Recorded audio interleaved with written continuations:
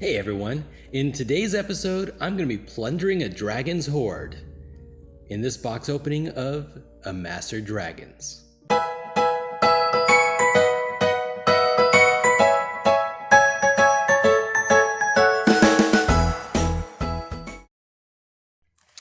Alright, so I was kind enough to get this copy of Amassar Dragons from my buddy Shawn of Shawnsolo Games. And so here we go. We're going to be doing a video where we teach you the best ways to win with certain types of dragons. But before that, I needed to, open it. All right, so I've played this game. I've played it at conventions. I've played it with Shawn. So I have a good idea what I'm getting into. But this is pretty cool. My own copy of Amassar Dragons. The first thing you notice when you open it is just really how high of quality everything is. Like it's super nice. All right.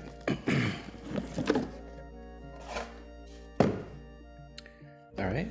Full box-sized instruction manual, and it's got some dragon art, dragon card. Getting your dragon. Let's see, how many dragons do they have? I think I feel like there should be 8. I don't know. So this game is inspired from D&D style metallic and chromatic dragons. So you're gonna have white, blue, black, green, and red. So that's five dragons. And then you're gonna have metallics: copper, bronze, silver, gold. I don't know if he has, what others or what expansions might come in the future, but there you go. So first thing you notice is, well, the rules are a little bit, they're printed on a large sheet of box width rule manual, but there's not a lot. And I personally kind of like to see that, because that to me tells me that the game is going to be pretty easy to get into playing, and that's what I like. I like to just jump right in. All right, we've got gold coins. No, a lot of gold coins. So 2 sheets. I'm not going to pop them out right now, but you can see there's it looks like 1s, 2s, and 5s. All right, and we've got some turn summary cards. Looks like on one side is the what can you do on your turn. Things like, you can draw 2 cards, you can play as many cards from your hand as you want during your turn, and so on. And then on the other side is the breath weapon chart. So every turn, a different breath weapon type has a bonus. So we've got red dragon, copper dragon. What is their breath weapon here? Breath weapon is acid. And then blue dragon, gold dragon, brass dragon, white dragon, silver dragon, black dragon, bronze dragon, and green dragon. So 2, 3, 4, 5, 6, 7, 8, 9, 10. That sounds right. 5 and 5. The different dragons represent different portions of the alignment wheel. Classic D&D, lawful, neutral. Well, this doesn't have the neutral dragons, but chaotic good, lawful good, chaotic evil, lawful evil. Those kind of things. So you've got 3 6 rule helpers, right? Little cards to help you play the game better, so you don't have to remember as much or go back to the rule manual. You've got a big pile of dice. You got an extra bag, and I think that's pretty cool, to include another bag for organization. Just because I always go on about it, I like to see it. That's I buy my own bags. when games don't provide them, but I like to bag stuff. I like to have things organized. And what do we have here? So we've got some tokens. So I'm not going to open, you know, like the yellow dice. The yellow dice are yellow dice. They're fine. They're mini yellow dice. But what I'm more interested in opening for you guys is things like the token. So we've got a token. It's two-sided and a little holder. So white, silver, red, green, gold, copper, bronze, brass, blue and black. So we've got those. And he gives us little holders like so, and boom. Now you get to control which tile your dragon is on as you navigate, you know, around the board. Boom. All right, and we've got some, I don't know, colored discs. I can't remember offhand what the colored discs are for, but you know, some sort of marker. Let's go ahead and put these markers right into their bag so I don't lose them.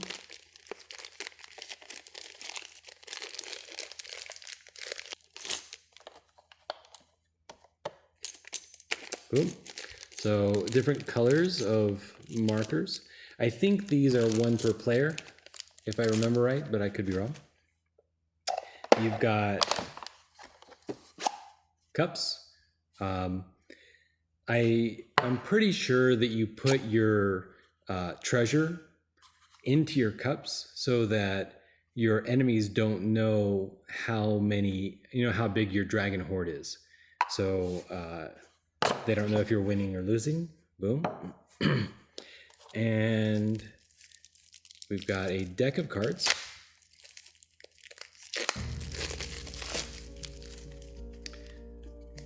And he's so the game is pretty serious in general, and then the deck of cards adds some sort of whimsy to the game.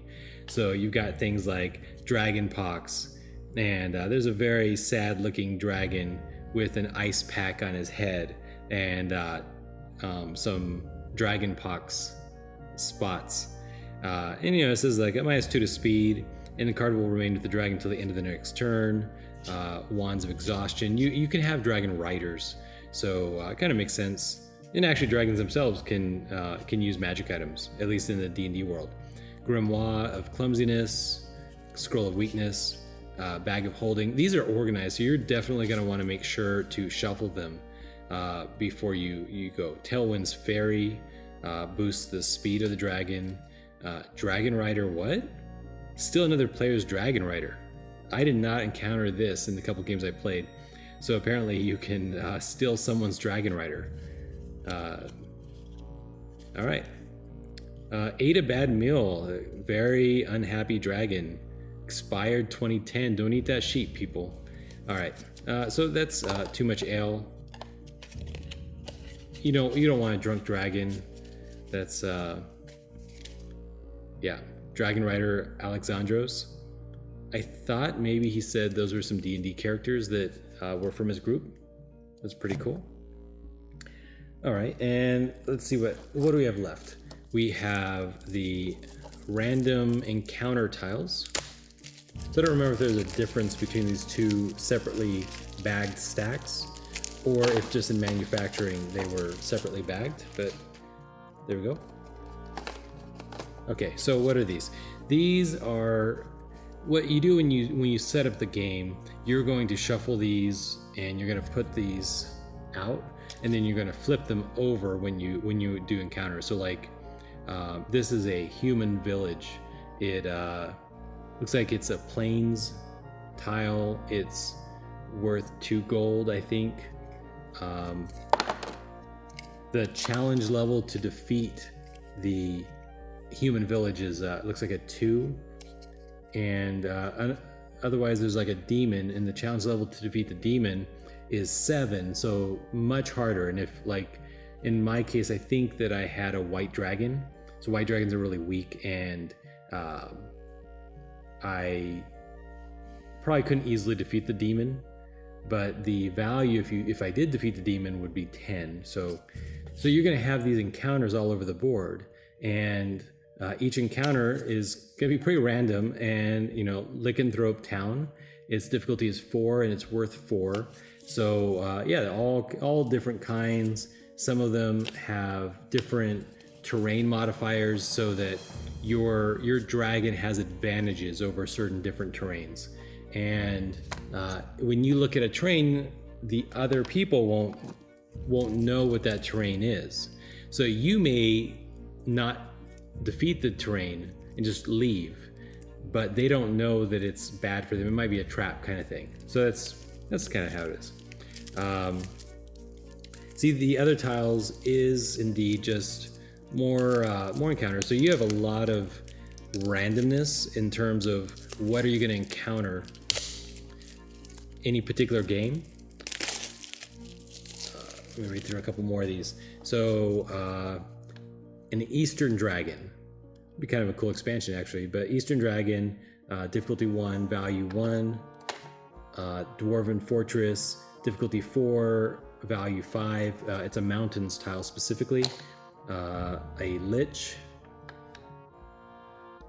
Sometimes I wonder, because is it German? Is it Lick? Someone tell me down below. All right, Wyverns, Hills. Is it Wyverns? I want to pronounce it Wyverns. Drows. I've heard some people pronounce it Drows. They're wrong. Best adventurers ever. Wow. So if I remember right, these are from his gaming group, and so just a little homage to his buddies. So Banderwabbit, Red Flower, and Leiloni, and they are difficulty 9, value 12. I think that's super cool. There is a lot of himself in this game. Dwarven Warrior, just all kinds of cool stuff. Probably should not pile it on the side. Let's pile it on that side. And pile that on the side.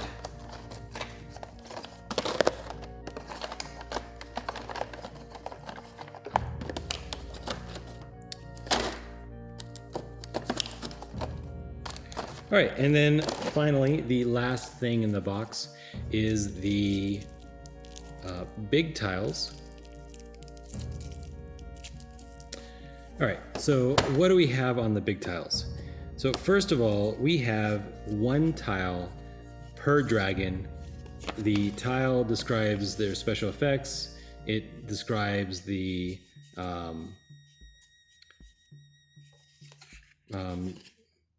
I don't really remember, to be honest. L-E-E-N-E, L-E-E-N-E.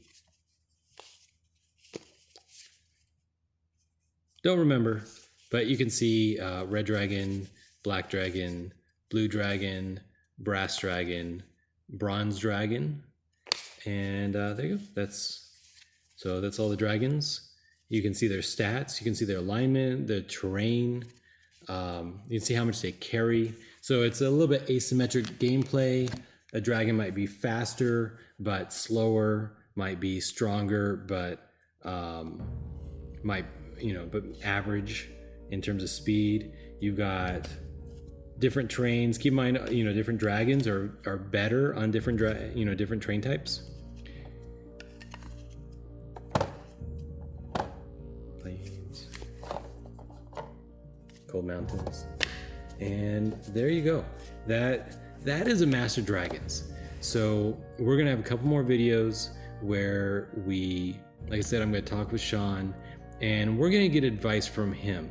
If you're playing Amassar Dragons and you end up getting a certain type of dragon or a certain type of scenario, what has he seen over hundreds or thousands of games on how to win, how to get things in your best interest? So if you're watching us, then you're gonna get firsthand experience on how to get the largest dragon horde. All right, guys. If you've played, please comment below. If you have any questions, comment below and I'll get them over to Shawn and get him to reply. All right, and with that, bye guys.